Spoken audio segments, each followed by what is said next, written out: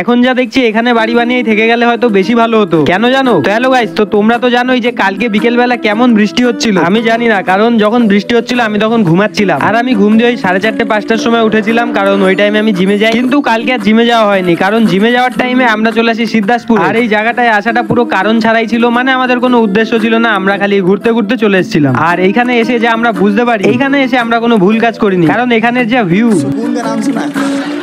আর পুরো এই সিদ্ধাসপুর চত্বরটার মধ্যে আমার সব থেকে পছন্দের জায়গা হচ্ছে এই জায়গাটা। আমি এই জায়গাটায় অনেকদিন ধরেই আসছি, কিন্তু আমি কোনোদিন এই জায়গাটার নাম জানতাম না। তারপর আমি একটা কাকাকে জিজ্ঞাসা করেছিলাম এই জায়গাটার নাম, আর এই জায়গাটার নাম হচ্ছে কি শালিদাহ। এতদূর যখন চলে এসেছি তখন এক কাপ তো চা হবে, তাই আমরা আসি একটা চায়ের দোকানে, যার নাম ছিল ইন্ডিয়ান ক্যাফে, যেখানে এসেছিলাম চা খাওয়ার জন্য, কিন্তু দোকানে চাই নেই। তারপর হতাশ হয়ে বাড়ি ফিরছিলামই কি সূর্য ডোবার আগের মুহূর্তটা দেখে আমার একটা সত্যিই খুবই সুন্দর কথা মনে পড়ে গেল, যেটা তারানাথ তান্ত্রিক বলেছিল, আর এইটা আমি ক্যাপশনে লিখবো। আর তোমাদের যদি ভিডিওটা ভালো লেগে থাকে তাহলে লাইক করে দিও। দেখা হবে পরের ভিডিওতে।